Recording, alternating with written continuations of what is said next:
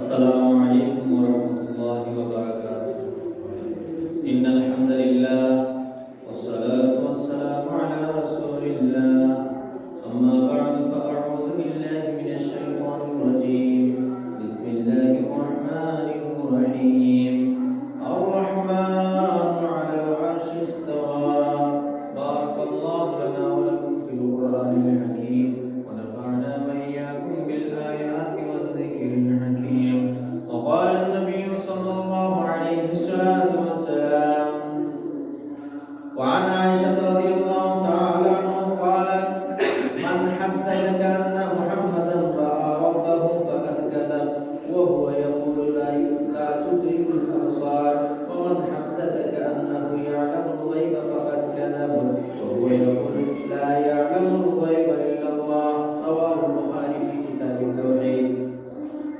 সম্মানিত মুসল্লিয়ানে কেরাম, সর্বপ্রথম আমরা মহিয়ান মওলার শুকর আদায় করি যে আল্লাহ পাক রব্বুল আলামিন অত্যন্ত দয়া করে মায়া করে পবিত্র ঘর পবিত্র দিন মসজিদের মধ্যে এসে আল্লাহর বড় একটা বিধান পালন করার তৌফিক দান করেছেন।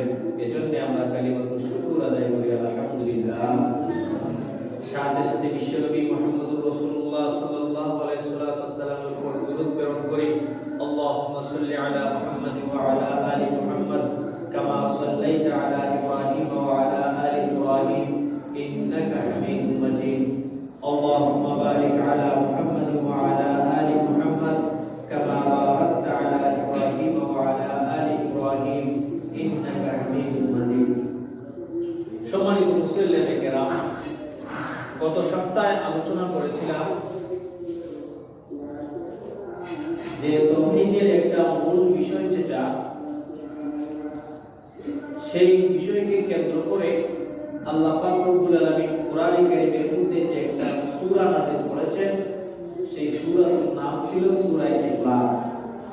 আর এই সূরার প্রথম যে শব্দ কুল এবং দ্বিতীয় যে শব্দ হুয়া, এই দুটো শব্দ নিয়ে প্রাসঙ্গিক কিছু কোরআন হাদিস নিয়ে আলোচনা করেছিলাম। আজকে আলোচনা করব 3 নম্বর শব্দ, যেটা ছিল আল্লাহ। এটা হচ্ছে আজকে আমার আলোচনার সাবজেক্ট, এটা হচ্ছে আজকে আমার আলোচনার বিষয়। তো 3 নম্বর শব্দ যেটা কুল হু আল্লাহু আহাদ, এখানের মধ্যে যে আল্লাহ শব্দটা, আগে আমরা আল্লাহর পরিচয় নিই। যে আল্লাহর পরিচয় কি, আল্লাহর বাস্তবতা কি, আল্লাহ কোথায় আছেন, কেমন আছে, এই বিষয়গুলি কি আজকে আমি আপনাদের সামনে উপস্থাপন করব কোরআন হাদিসের দৃষ্টিতে ইনশাআল্লাহ। প্রথম নম্বর বিষয় হলো আল্লাহর যে ওজুদ, আল্লাহ যে উনি আছেন, আল্লাহর যে বাস্তবতা, এই আল্লাহর বাস্তবতা সম্পর্কে আপনি যদি কোরআন হাদিস তালাশ করেন যে আল্লাহর ওজুদ সম্পর্কে কোরআন হাদিস, কোরআনের মধ্যে আল্লাহ কোনো দলিল দেন নাই। কোরআনের মধ্যে যত দলিল আছে আল্লাহর ওয়াহদানিয়ত সম্পর্কে দলিল আছে, আল্লাহর তাওহীদ সম্পর্কে দলিল আছে, কিন্তু আল্লাহর যে ওজুদ, আল্লাহ যে বিদ্যমান, এই বিদ্যমান সম্পর্কে আল্লাহ কোরআনের মধ্যে কোনো দলিল দেন নাই। কেন দলিল দেন নাই? কারণ হচ্ছে যে যে জিনিসটা বুঝতে হলে কোনো দলিলের প্রয়োজন হয় না, এই জিনিস বুঝার জন্য কি দলিলের দরকার আছে? একটা জিনিস আমি বুঝার দরকার, কিন্তু এই জিনিসটা বুঝতে গেলে দলিল লাগে না, এমনি বোঝা যায়। যে জিনিস দলিল ছাড়া এমনি বোঝা যায়, এই জিনিসের দলিল দেওয়ার প্রয়োজন আছে? প্রয়োজন নাই। কারণ মান্তিকের ভাষায় আমরা পড়েছি একটা জিনিসের নাম হলো তাসদিকে বেদহি। তাসদিকে বেদহির উদাহরণ দিতে যাইয়া কিতাবের মধ্যে উল্লেখ করেছেন, যেমন আগুন, আগুনের গুণ হলো আগুনে কি করে মানুষদেরকে জ্বালায়। এখন যদি কেউ বলে যে আগুন যে মানুষকে জ্বালায় বা আগুন যে দিয়ে কোনো কিছুকে জ্বালায়, আগুনের কুণ্ডে জ্বালানো, এই জ্বালানোর জন্য দলিল দেন, তখন কি বলা যাবে যে আগুনে যে জ্বালায় এটার জন্য যদি তুমি দলিল চাও, দলিলের প্রয়োজন নাই, আগুনের কাছে গিয়ে দাঁড়াও, দেখবা আগুনে জ্বালায় কিনা, আগুনে মায়া করে। কারণ যে সমস্ত জিনিস বেদান্তান বোঝা যায়, যে সমস্ত জিনিস এমনি বোঝা যায়, দলিলের প্রয়োজন হয় না, এই সমস্ত জিনিসের বোঝার জন্য দলিল দেওয়ার লাগে না। এগুলি কি বলা হয়? তাসদীকে বেদহি। তো আল্লাহ পাক রব্বুল আলামিন যে আছেন, আল্লাহ যে বিদ্যমান, এটার জন্য দলিল দেওয়ার প্রয়োজন নাই। আপনি লক্ষ্য করেন, যদি চিন্তা করেন যে সূর্য প্রতিদিন এক টাইমে সূর্য তার গতিতে উঠতেছে, আবার দিন শেষ সূর্য অস্ত যাচ্ছে, উঠতেছে অস্ত যাচ্ছে, উঠতেছে অস্ত যাচ্ছে, চন্দ্র তার ঠিক মতোই কাজ করতেছে, ফসল জমিনের মধ্যে আমি বীজ বপন করতেছি, ফসল উঠতেছে, আস্তে আস্তে ফসলের মধ্যে আমার ফসলের মধ্যে ফসলাদি ধরতেছে, আসতেছে। এগুলি কে করে? এগুলি বোঝার জন্য যে অবশ্যই এগুলি করার জন্য একজন পাওয়ারফুল একটা ক্ষমতা আছে। যে কোনো সেন্সে যারা আল্লাহকে মানেই না, নাস্তিক যারা, আল্লাহর ওজুদকে বিশ্বাস করে না, যদিও তারা মুখ দিয়ে আল্লাহকে স্বীকার করে না, কিন্তু যে কোনো সেন্সে তারা যে কোনো ভাষায় প্রকাশ করে যে অবশ্যই কোনো না কোনো পাওয়ার আছে, কোনো না কোনো শক্তি আছে। মুক্তি যদিও প্রকাশ করে না, কিন্তু যে কোনো ভাষায় তারা প্রকাশ করে।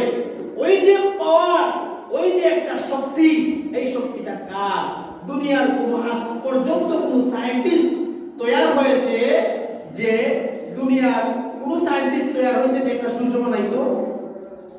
পারবে কেউ? একটা সূর্য বানাইতে পারবে না, চন্দ্র পারবে না। কারণ এটা বানানেওয়ালা একমাত্র এক আল্লাহ, আর এই বানানেওয়ালা যে এক মহাশক্তি, পরাক্রমশালী সেই শক্তির নামই হচ্ছে কি? আল্লাহ। তো এই আল্লাহ বুঝতে গিয়ে আল্লাহর ওজুদের জন্য যে কোনো দলিল নাই, এই কথাটাই আল্লাহ পাক রব্বুল আলামিন কোরআনের মধ্যে বলছেন, কুল হুয়াল্লাহ। হু শব্দ আগে ব্যবহার করেছেন। আরবি গ্রামাটিক্যাল যে বিষয়, এই হুয়া শব্দটাকে জমিরে শান বলা হয়। জমিরে শান অর্থাৎ আল্লাহ তিনি কে?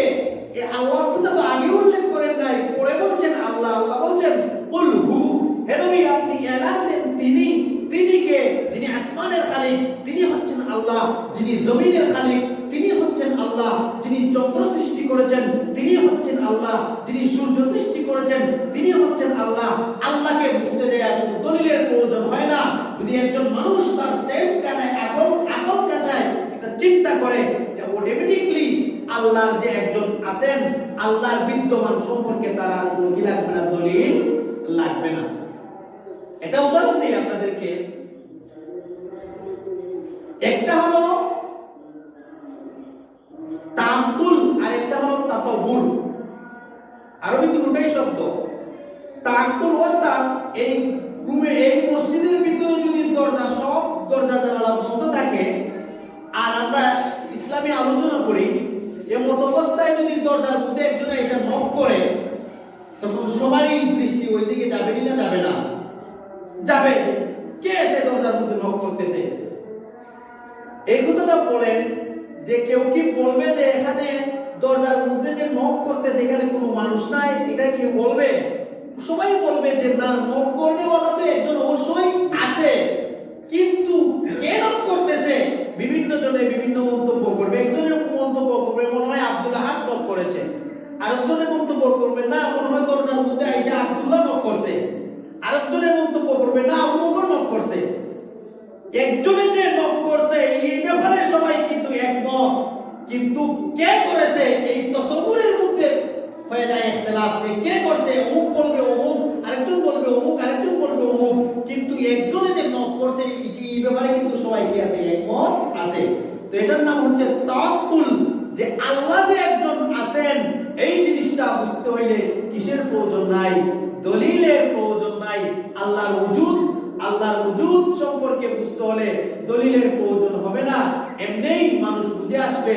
তো শুকরে বেদহি, তাসদীকে বেদহি যেটাকে বলা হয়, অর্থাৎ আল্লাহকে বুঝতে দেয়া দলিলের প্রয়োজন নাই, এমনি আল্লাহকে বোঝা যাবে। যদি আপনি আকল কি করেন, ব্যবহার করেন। তো বলছিলাম আল্লাহ বিদ্যমান, আল্লাহ আছেন, এই শব্দটাকে আল্লাহ বলছেন কুল হু আল্লাহু আহাদ। হু শব্দ ব্যবহার করে আল্লাহ হু শব্দটা আনলেন, এরপরে আছেন আল্লাহ। নিয়ম আছে আগে আইতো আল্লাহ শব্দ, এরপরে আইতো হু, যেটাকে বলা হয় আরবিতে ইসিম। আগে আসে পরে আসে জমির, কিন্তু না এই ক্ষেত্রে দেখা যায় জমির অর্থাৎ হু শব্দটা আগে আসছে, আল্লাহ পরে আসছে। আল্লাহ এই জিনিসটা বোঝাতে চান যে হুয়া, তিনি হচ্ছেন আল্লাহ, যিনি তোমার খালিক, তোমার স্রষ্টা, সবকিছুর স্রষ্টা, ইনি হচ্ছেন কি আল্লাহ। এখন আল্লাহ যে শব্দটা, এই শব্দ যেভাবে আল্লাহ শব্দের মধ্যে একক, এমনি ভাবে আল্লাহ জাত এবং সিফাতের মধ্যে একক। আল্লাহর জাতের মধ্যে একক, আল্লাহর সিফাতের মধ্যেও একক। অর্থাৎ আল্লাহর জাতেও কোনো শরীক নাই, আল্লাহর সিফাতের মধ্যে কোনো কি নাই, শরীক নাই। যেভাবে আল্লাহর জাতে কোনো শরীক নাই, এভাবে আল্লাহর সিফাতেও কোনো শরীক নাই। এবং এমনই ভাবে আল্লাহর যে শব্দ আছে, এই শব্দের মধ্যেও কোনো কি নাই, শিরকত নাই, শরীক নাই। এই জন্যে আল্লাহ যে শব্দ, এই শব্দের কি হয় না, স্ত্রীলিঙ্গ হয় না। গড শব্দের স্ত্রীলিঙ্গ হয়, কিন্তু আল্লাহ শব্দের কি হয় না, স্ত্রীলিঙ্গ হয় না। আল্লাহ শব্দের মধ্যেও কোনো শরীক নাই, আল্লাহর জাতেও তো শরীক নাই। কারণ দুই আল্লাহ যদি হইতো তাহলে দুনিয়া সৃষ্টি সুন্দর মতো চলতো না। কোরআনের মধ্যে আল্লাহ বলছেন যে যদি দুই খোদা হইতো তাহলে আসমান জমিনের মধ্যে কি সৃষ্টি হইতো, ফাসাদ সৃষ্টি হইতো। দুই আল্লাহ হলে অবশ্যই ফাসাদ সৃষ্টি হইতো। একজনে বলতো আজকে সূর্য উঠবে না, আজকে বৃষ্টি হবে, আরেকজন বলবে যে না, অতই মানুষ আমাকে ফরিয়াদ করছে যে আল্লাহ আজকে রুদ্র দেও, রুদ্র হতে হবে, সমস্যা হবে না। তো আল্লাহর জাত যেভাবে একক, আল্লাহর সিফাতও একক, এমনই ভাবে আল্লাহ যে শব্দটা আছে, এই শব্দ একক। কারণ তার মধ্যে তার কোনো কি নাই, তার স্ত্রীলিঙ্গ নাই। এখন আসেন, এই আল্লাহ যে একজন, উনি থাকেন কোথায়, কোথায় থাকেন, আল্লাহ কোথায় আছেন? আম আকীদা যেটা যে আল্লাহ সবখানে বিদ্যমান, এটা হচ্ছে গলত আকীদা। আল্লাহ সব জায়গায় বিদ্যমান নয়, এটা গলত আকীদা। আল্লাহ কোথায় আছেন, আল্লাহ কোথায় আছেন, এই জিনিসটা আকল এবং নকল দ্বারা আজকে ইনশাআল্লাহ আমি আপনাদেরকে বুঝিয়ে দেব। অর্থাৎ দলিল এবং আকল দ্বারাও যদি আপনি চিন্তা করেন তাহলে বুঝবেন আল্লাহ আরশেই আছেন। দলিল দ্বারাও, কোরআন হাদিস দ্বারাও বোঝা যায় আল্লাহ আরশে, আকল দ্বারা চিন্তা করলেও বোঝা যায় আল্লাহ কোথায় আছেন, আরশে আছেন। তো আল্লাহ কোথায় আছেন? আল্লাহ পাক রব্বুল আলামিন কোরআনের মধ্যে বলতেছেন আর রহমানু আলাল আরশি ইস্তাওয়া। রহমান কে? রহমান কে? আল্লাহ। আল্লাহ কোথায় আছেন? আরশে আছেন। আল্লাহ কোরআনের মধ্যে বলতেছেন যে আল্লাহ আরশের মধ্যে আছেন। সূরা তাহার আয়াত যে আর রহমান আলাল আরশি ইস্তাওয়া। ইমাম মালিক রাহমাতুল্লাহ আলাইহি সুন্দর একটা কথা বলতেছেন। উনি বলতেছেন যে উনার কাছে যখন জিজ্ঞেস করা হলো যে আল্লাহ কোথায় আছেন, উনি বলতেছেন আল ইস্তিওয়াউ মালুমুন, যে আল্লাহ আরশের উপরে যে আছেন এই কথা জানা, এই কথা পরিষ্কার। ওয়া কাইফিয়াতুহু মাজহুলুন, কিভাবে আছেন, কেমনে আছেন আল্লাহ, এটা হচ্ছে অস্পষ্ট। ওয়া সুআলু আনহু বিদআতুন, আর এই ব্যাপারে প্রশ্ন করাই হচ্ছে কি বিদআত। বাল ঈমানু বিহি ওয়াজিবুন, আর তার উপরে ঈমান আনা কি ওয়াজিব। কিভাবে আমি আপনাদেরকে বুঝাই। ইমাম আহমদ ইবনে হাম্বল একটা দলিলে হাসান বর্ণনা করছেন, যে উনি বলছেন সাইয়্যিদ ইমামের এক ইমাম ইমাম আহমদ ইবনে হাম্বল রাহিমাহুল্লাহ তাআলা, উনি বলছেন যে আল্লাহ হয়তো দুনিয়ার মধ্যে আছেন অথবা দুনিয়ার বাইরে আছেন, এক সূরত। অথবা দুনিয়ার ভিতরেও না, দুনিয়ার বাইরেও না। কয় সূরত হয়? দুই অবস্থা। এক অবস্থা হয়তো আল্লাহ দুনিয়ার ভিতরে আছেন অথবা দুনিয়ার বাইরে আছেন। অথবা দুনিয়ার বাইরেও না, দুনিয়ার ভিতরেও না। 2 নম্বর যে সূরা দুনিয়ার বাইরেও না, দুনিয়ার ভিতরেও না, তবে আল্লাহ কোথায়? দুনিয়াতেও না, দুনিয়ার বাইরেও না। 2 নম্বর সূরাতে বোঝা যায় আল্লাহ নাই। দুনিয়াতেও না, দুনিয়ার বাইরেও না, মানে কোথাও না। এই 2 নম্বর সূরা বাতিল, গ্রহণ করা যাবে না। প্রথম নম্বর সূরা যেটা, আল্লাহ হয়তো দুনিয়াতে আছেন অথবা দুনিয়ার বাইরে আছেন। দুনিয়ার ভিতরে যে না, আমি বলি আপনাদেরকে, আমরা জানি আল্লাহর একটা নাম হচ্ছে মুহিত। মুহিত শব্দের অর্থ বেষ্টনকারী, যে পুরোপুরি একটা জিনিসকে বেষ্টন করে ফেলে তাকে বলা হয় মুহিত। তে আল্লাহ যদি মুহিত হন, তাহলে দুনিয়াটাকে আল্লাহ কি করে রাখছেন? বেষ্টন করে রাখছেন। কেউ যদি একটা জিনিস, আমরা যে টুকরি দিয়া মুরগকে কি করি? চাপাইয়া রাখি, তো টুকরির ভিতরে মুরগ থাকে না মুরগির ভিতরে টুকরি থাকে? টুকরির ভিতরে কি থাকে? মুরগ থাকে। টুকরি চতুর্দিকে, ভিতরে কি থাকে? মুরগ থাকে না মুরগ চতুর্দিকে টুকরির ভিতরে? টুকরি চতুর্দিকে, মুরগ ভিতরে। তো যে টুকরি মুরগটাকে চতুর্দিকে বেষ্টন করে রাখে, এটাকে এই বেষ্টন করে রাখার নাম হচ্ছে কি? মুহিত। তো আল্লাহ যে মুহিত, সারা দুনিয়াকে আল্লাহ কি করে রাখছেন? বেষ্টন করে রাখছেন। তো বোঝা যায় আল্লাহ দুনিয়ার বাইরে আর সারা দুনিয়া এই ভিতরে। সারা দুনিয়া কি? ভিতরে। তাহলে বোঝা গেল আল্লাহ দুনিয়ার ভিতরে না, বরং দুনিয়ার বাইরে। দুনিয়ার বাইরে কোথায় আছেন? আল্লাহ কোরআনের মধ্যে বলে দিয়েছেন যে দুনিয়ার বাইরে কোথায়? এটা হচ্ছে আরশ। আরশ কোথায়? আরশ দুনিয়ার বাইরে যে আল্লাহ পাক রব্বুল আলামিন আছেন আরশের উপরে, সেটা কে বলতেছে? কোরআনে বলতেছে। যেমন আল্লাহ পাক রব্বুল আলামিন বলতেছেন সূরা তাহার মধ্যে, আর রহমান আলাল আরশি ইস্তাওয়া, যে রহমান আল্লাহ আরশের উপরে কি আছেন? বিদ্যমান আছেন। তাহলে এখন আমাদের কাছে পরিষ্কার হয়ে গেল যে আল্লাহ আরশের উপরে আছেন। আল্লাহ দুনিয়ার সর্বত্র না। তবে আল্লাহর ইলম যেটা, আল্লাহর ইলম, আল্লাহর জ্ঞান দুনিয়ার সব জায়গায় আছে। তাহলে কথা পরিষ্কার যে আল্লাহ জাতের দিকে আল্লাহ আরশের উপরে, আর আল্লাহর ইলম যে একটা সিফত, এই সিফতের দিকে আল্লাহ কি? সারা দুনিয়ায়। অর্থাৎ আল্লাহর ইলম সর্বত্র কি আছে? বিদ্যমান আছে।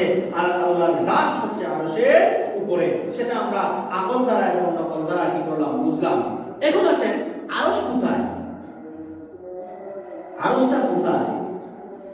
বুখারী শরীফের হাদিস কিতাবুত তাওহীদের মধ্যে রাসূল আকরাম সাল্লাল্লাহু আলাইহি ওয়াসাল্লাম বর্ণনা করেন যে তোমরা যখন আল্লাহর কাছে জান্নাত চাইবা, তখন জান্নাতুল ফেরদাউস চাইবা।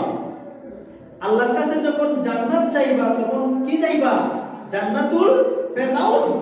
আর ওই জান্নাতুল ফেরদাউসের ছাদের উপরেই কি আছে? আরশ আছে। জান্নাতুল ফেরদাউসেরই ছাদের উপরে কি আছে? আরশ আছে। তাহলে বোঝা গেল আরশটা কোন জায়গায়?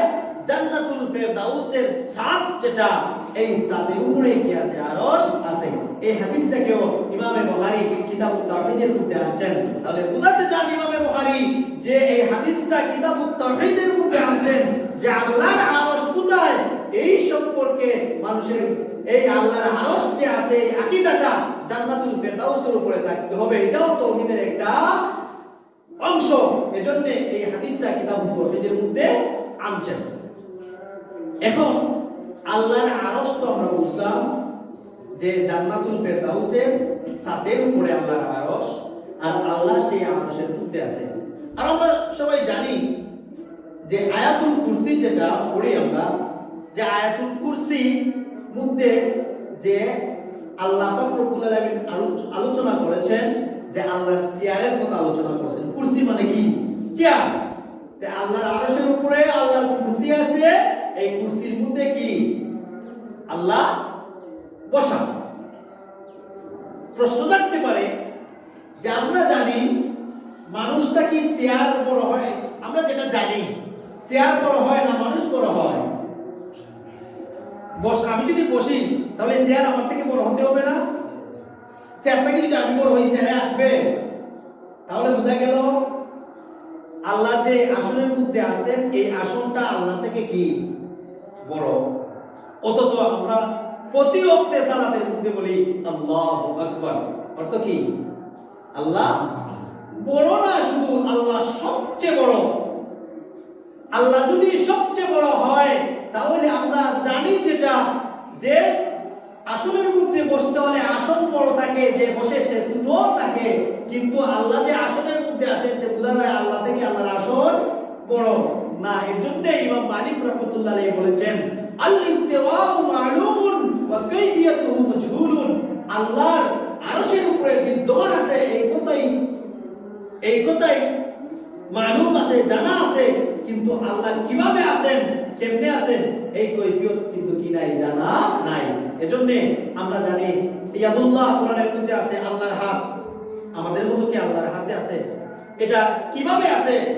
মা ইয়ালিকু বিশানিহি ওয়া জালালিহি, আল্লাহ পাকের যে শান আছে এইভাবেই আছে। এখন প্রশ্ন হতে পারে যে আল্লাহ যে আরশের উপরে আছেন, আরশের মধ্যে আল্লাহ আছেন, একটা জায়গার মধ্যে অবশ্যই আল্লাহ আছেন।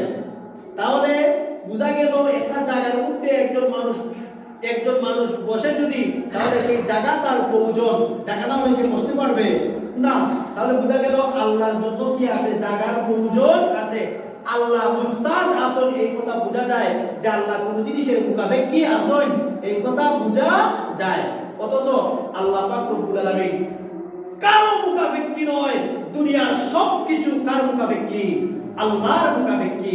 কিন্তু এই কথাটা বোঝা যায়, এই কথায় বোঝা যায় যে আল্লাহ যে এক জায়গার মধ্যে আছেন, তে বোঝা গেল আল্লাহ জায়গার মোকাবেক কি। এজন্যই আল্লাহ কিভাবে আছেন কৈফিয়ত তার মজহুল, কৈফিয়ত সম্পর্কে কোনো কি করা যাবে না, প্রশ্ন করা যাবে না। তো বলছিলাম এই আল্লাহ পাক রব্বুল আলামিন আরশে আছেন, আর আরশ যে আল্লাহ পাক রব্বুল আলামিন যে দুনিয়ার ভিতরে নয়, এই কথাটা কোরআনের আরেকটা আয়াত দ্বারাও স্পষ্টভাবে বোঝা যায়। সেটা কিভাবে আমরা জানি,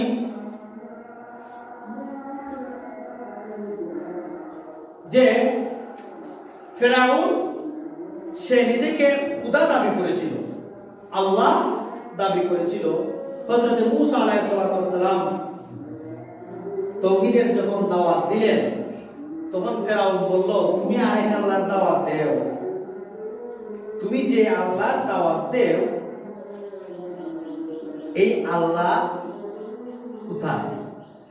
তুমি যে বলো রব্বুল আলামিনের দাওয়াত, সেই রব্বুল আলামিন কোথায়? আলাল ফিরাউন ওয়া মা রব্বুল আলামিন। ফেরাউন বলেছিল যে রব্বুল আলামিন কে?